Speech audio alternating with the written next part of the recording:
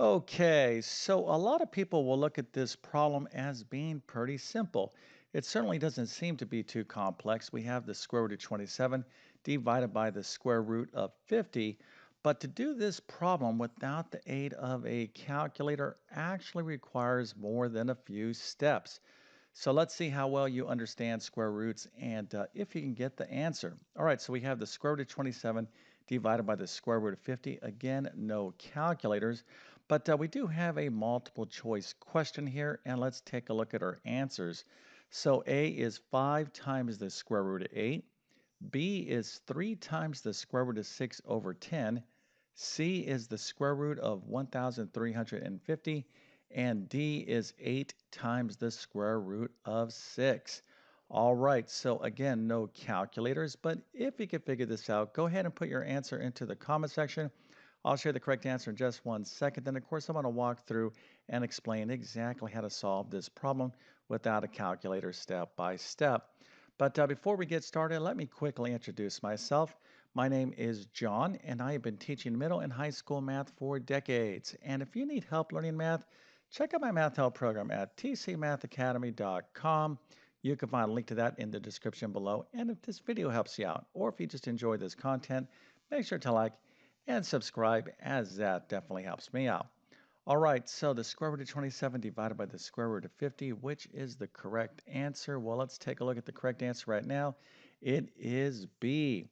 3 times the square root of 3 times the square root of 6 over 10. All right, so that is the right answer. And if you got this right, you definitely get a happy face and an A plus for your understanding of square roots and radicals. Now, this symbol in mathematics, most people will say that's the square root symbol, Mr. YouTube Math Man, and you would be correct. However, it's not just the square root symbol. When you study math, especially algebra, this falls under the topic of radicals. Okay, so we're talking about radical expressions. This is a radical because you can have things other than a square root like the cube root or the fifth root, etc., etc. All right, so let's go and get into the solution. So here is our problem, and for those of you that still have to take math tests, some of you might be very sad about that. Yes, Mr. YouTube Math Man, that's me. I still have to pass my math class. Well, here is a little tip for you. Anytime you have a math question that is multiple choice, always guess, right? So maybe some of you well, looked at this problem and say, oh yeah, that's my thing, Mr. YouTube Math Man. I am a professional at guessing. So maybe you took 27 and you multiplied by 50, and you said, oh, that looks like the square root of 1350. Okay, so for those of you out there that thought this was the right answer, at least you took a guess. So never leave a math question blank. Of course, B is the right answer, but there's only a few exceptions when you should never guess on a math question, and that is on exams like the SAT or ACT. You will get penalized a little bit, but even then, sometimes it makes sense to guess. All right, but again, the best way to really get the right answer always is just to know the math. Now, one thing you could kind of do here, even if you didn't have a calculator, you could kind of estimate, right? You can kind of just, for those of you that are good at estimating, you could kind of just get a general estimate of the square root of 27 and the general estimate of the square root of 50. So what's pretty close to the square root of 27? Maybe like the square root of 25, right? So that would be maybe like 5. And then what's the square root of, what's something that's pretty close to the square root of 50? How about like the square root of 49, which of course would be 7.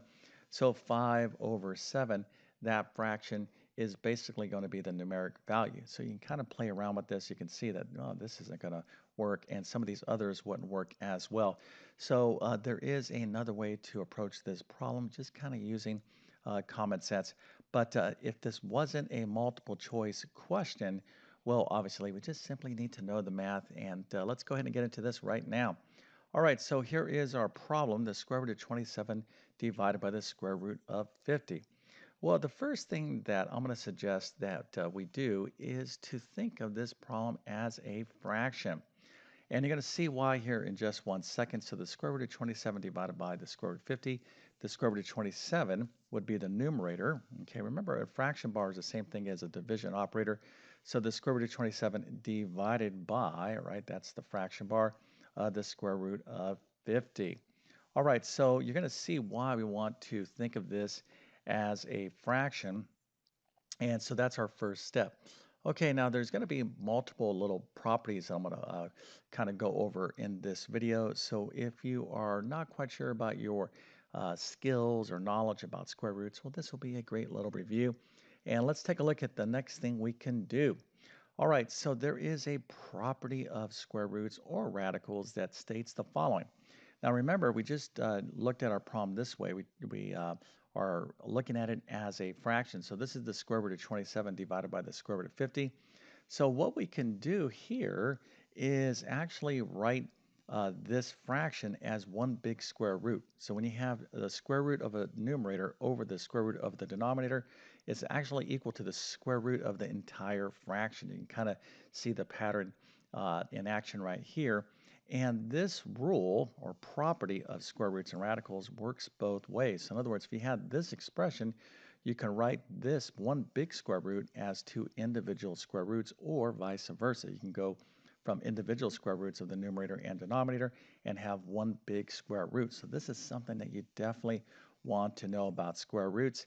And I'm not going to get too formal here because sometimes I think people get lost in the terminology. As long as you understand that this is the case with square roots, well, then we are good to go.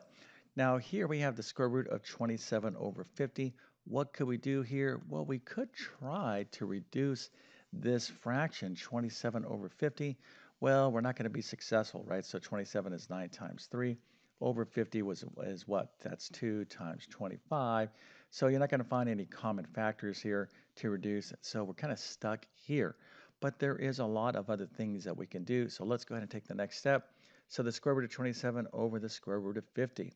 All right, so what can we do? Well, what we can do is use a very, very important concept when it comes to working with square roots and radicals. You must know how to simplify a square root.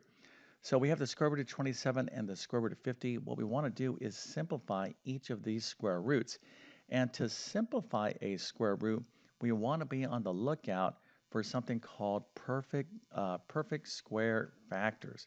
And perfect square factors are numbers like this: 4, 9, 16, 25, etc., etc.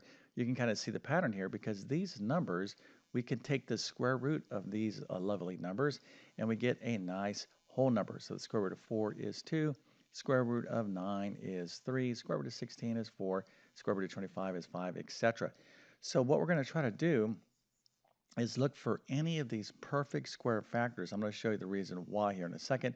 But we want to look at these numbers, 27 and 50. Anytime we want to simplify a square root, we want to say, hey, is there any perfect square factors? Again, numbers like 4, 9, 16 that are a factor of these numbers. Okay, so hopefully I explained that.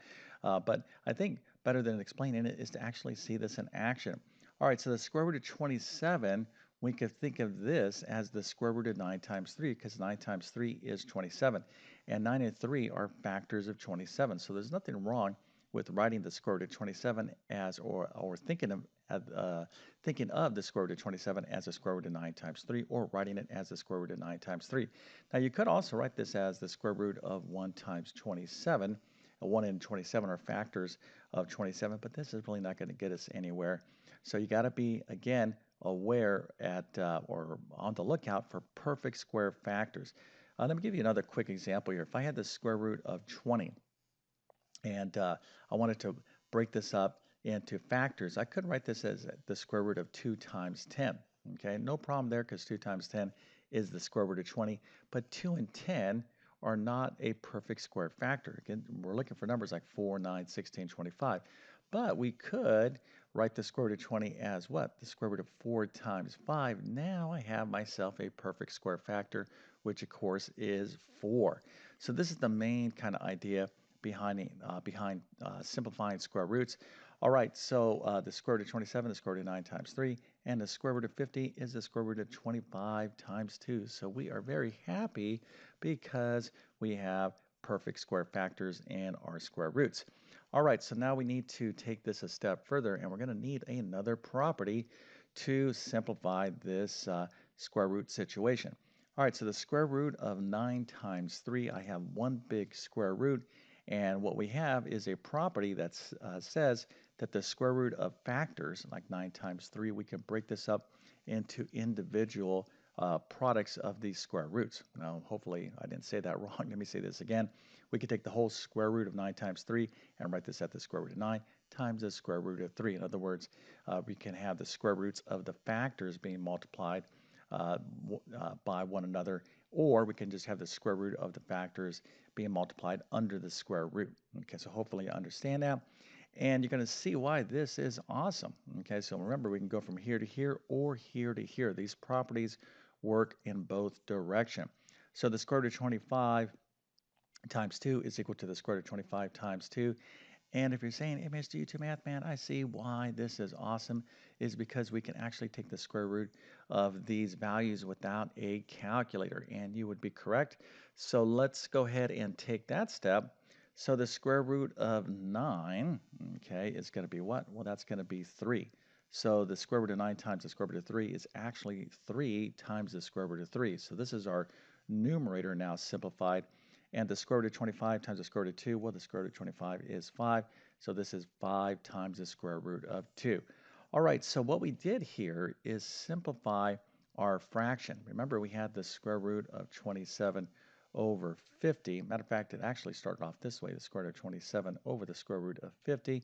Then we wrote it this way, and then we used some other properties to simplify this radical. So this looks pretty good. However, there is a problem with this answer. But if you were able to take this problem down to this point, that's very, very, very, very good. But there is another issue here. And of course, we're going to talk about that in just one second. But first, we're going to talk about this. And that is, I need your help. Okay. Now, I am not shy to use this word because I have this word in my vocabulary as well. And that is a goal. My goal is to reach as many people as possible to teach math in a clear and understandable way. At least I try to teach math in a clear and understandable way. For years and years and years, when you're a math teacher, sometimes you're kind of constrained on what you can kind of do in a classroom in terms of how you teach. But on YouTube, I can just kind of be relaxed and teach math in an informal way. I like to kind of take my time and explain a lot of concepts. And actually, that's actually a much more effective way of teaching math, at least in my experience. But anyways, my goal is to reach as many people as possible. But I need your help, okay? And on YouTube, they really do count how many people subscribe to your channel and how many people hit that notification bell. So help me out, okay? Help me find others that are interested in math or need help in mathematics. So this is all I'm asking. Now, if you need additional help in math and you like my teaching style, then you gotta check out my full main math courses. You can find links to those in the description of this video. And what we're talking about here, working with square roots and radicals, is kind of like stuff you would start learning in pre-algebra. So you'll find links to these courses in the description. So you can check out my pre-algebra course. Probably want to check out my Algebra 1 course. All depends on where you're at in math. Square roots, radicals that are taught at various levels, of course, Algebra 2 as well, and even pre-calculus. So you'll see the links to all of these courses in the description. But if you're not a math student and you just kind of want to rebuild your math skills, well, then check out my Math Skills Rebuilder course. All right, so let's go ahead and continue on because there is another problem with this situation. So I like this problem in this particular video because it's a good review of a lot of fundamental things about square roots. Okay, so we already talked about the square root of a fraction. Here, I'll just kind of write it this way. So the square root of a over b is equal to the square root of a over the square root of b. And we also talked about the square root of a times b, right? The square root of factors is equal to the square root of a times the square root of b. And we also talked about how to simplify radicals or square roots using perfect square factors. Okay, so we're talking about a lot of things. Now we're going to talk about something very, very important when it comes to square roots, and that is how to rationalize the denominator. You see, there is a problem here. We are dividing by a square root. You cannot divide by a square root in mathematics. That's a problem. So for example, if I had 4 over the square root of 7, this is bad, but the square root of 7 over 4, this is okay. Okay, the issue is in the denominator. So I'm just going to tell you right now, if you see a square root, and it's not just a square root, it's really an irrational number. So for example, if I had like 20 over the square root of 9, that's not a problem because I can write the square root of 9 as 3. So this is simply 20 over 3. But here, the square root of 2 is what we call an irrational number. This is a decimal, okay? I don't have my calculator with me right now, but I think it's like 1.141. I'm just kind of going by memory, but whatever it is, this thing goes on and on and on and on and on. And this is what we call a non-repeating and non-terminating decimal. In other words, these digits of this number just go on randomly forever and ever and ever. This number never stops, okay? So we don't really understand that number. You can't divide a number by a number that never stops. So for example, if we had a pizza and I said, hey, slice this thing up, divide this thing by 4, no problem, we'll have 4 slices. But if I said divide this thing by the square root of 2, or maybe like the square root of 10, well, this is a number that never stops, okay? And so we're like, well, I'm not quite sure what should be the actual division of this whole, okay? So maybe that kind of helps you understand why we cannot divide by irrational numbers. This is a big, big deal because if you leave your answer like this, or if you leave your answer with an irrational number, a square root in the denominator, I can assure you your math teacher will penalize you. Matter of fact, you will probably not recognize an answer on a multiple choice exam. Sometimes you do because this is considered wrong. All right, so hopefully I kind of drove that point home. So the question is, hey, Mr. YouTube Math Man, that's one fine and dandy. What do we do here? Well, we can easily fix this situation. So remember, no irrational numbers in the denominator. Okay, so what do we need to do? Well, all we need to do here is simply multiply by 1. Now, what is that going to do for us? Well, anything times 1 is just itself. So we're not going to break anything, right? 7 times 1 is 7, but we're going to use a fancy 1. Okay, so that fancy 1 is going to be the following. We're going to take this square root, and whatever that square root is down in the denominator, the 1 that we're going to use is simply going to be the square root of 2 over the square root of 2. Okay, so whatever your radical is, or whatever your square root is, you're going to multiply both the numerator and denominator by this square root. But I want you to understand that you're simply just multiplying by 1, right? So the square root of 2 divided by the square root of 2, anything divided by itself is 1. So we're not breaking the problem. We're just using a little math trick here to get that square root, that irrational number, out of the denominator. All right, so remember how we multiply fractions. We simply multiply the respective numerators and denominators. And now here, what we have is 3 times the square root of 3 times the square root of 2. This is 5 times the square root of 2 times the square root of 2. Okay, so we already went through the properties that are needed in order to solve this problem. So let's go ahead and do the multiplication right now. All right, so again, we're going to multiply across. So this is going to be 3 times the square root of 3 times the square root of 2. Well, we have a square root. Remember, we have a property that says I can write this as the square root of 3 times 2, which of course is the square root of 6. Okay, so that's what our numerator is going to be. It's going to be 3 times the square root of 3 times the square root of 2, which is this, which is the square root of 6. And our denominator is going to be 5 times the square root of 2 times the square root of 2. That's going to be the square root of 2 times 2, which is the square root of 4. All right, so we are almost done here. So the last step is to just kind of clean this up. So our numerator stays the same, 3 times the square root of 6, but our denominator down here has been fixed. We no longer have a square root, so this is 5 times the square root of 4. The square root of 4 is 2. So now we have 5 times 2 in the denominator, which of course is 10. So this is our final answer.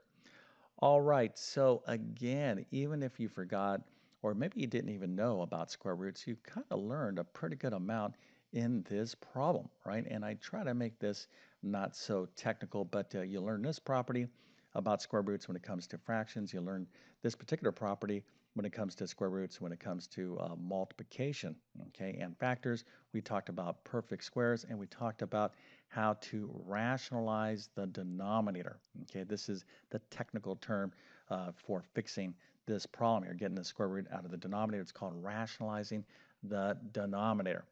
Okay, so hopefully this video helped you out. And if that's the case, don't forget to like and subscribe. And with that being said, I definitely wish you all the best in your math adventures. Thank you for your time and have a great day.